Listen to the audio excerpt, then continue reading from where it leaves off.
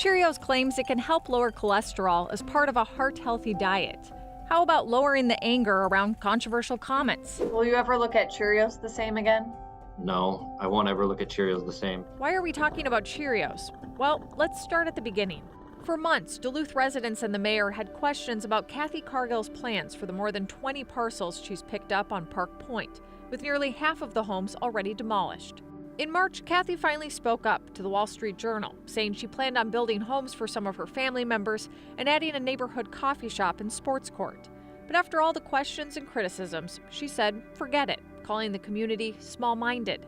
About Duluth's mayor, Kathy said, quote, I think an expression that we all know, don't pee in your Cheerios. Well, he kind of peed in his Cheerios right there, and definitely I'm not going to do anything to benefit that community. I feel like it's a very Duluth-y situation. So one of my girlfriends, Dana Kazel, had reached out to me and said, gosh, this Cheerio thing is going crazy. How do we figure out how to have the food shelves benefit from this? Kate Van Dale then came across a Substack getting to the heart of the matter. I read it and it was perfectly said of how Duluthians really get involved. And I was like, oh, perfect. This guy gets it. That guy, So she reached out to me. Chad McKenna. The trio thought outside the box, launching the Duluth Cheerio Challenge. This wasn't something that where we were asking people, can you donate 1,000 and you donate 1,000? It was, can you donate a box of Cheerios? Sort of weren't sure how people were going to respond.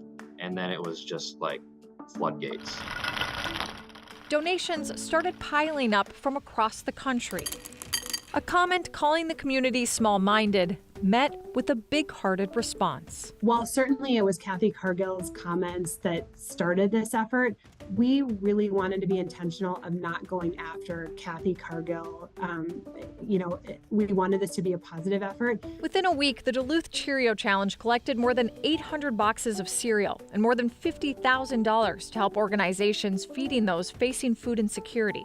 No silver spoon, but a serving of good old-fashioned fundraising. So I think it's kind of the way of life that we respond to things when they're negative and just wanting to help out. The Damiano Center says the help comes at a time when in the past year, their food costs have doubled. It's huge to have this kind of support because it costs a lot to make meals for people every single day. Just really reiterates what a great community Duluth is and that they're willing to step up when asked to contribute. Cheerios, proving itself in other ways to be good for the heart.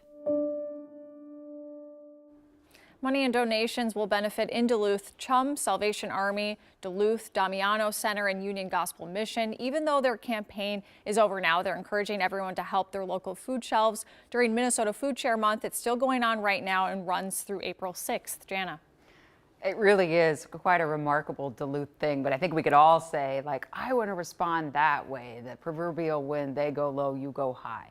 Right, and they did talk about that. You know, people initially were very upset about the comments and what do you do in that situation and really taking that power back and doing something good in the community. Super awesome. Thanks so much, Heidi. We appreciate it.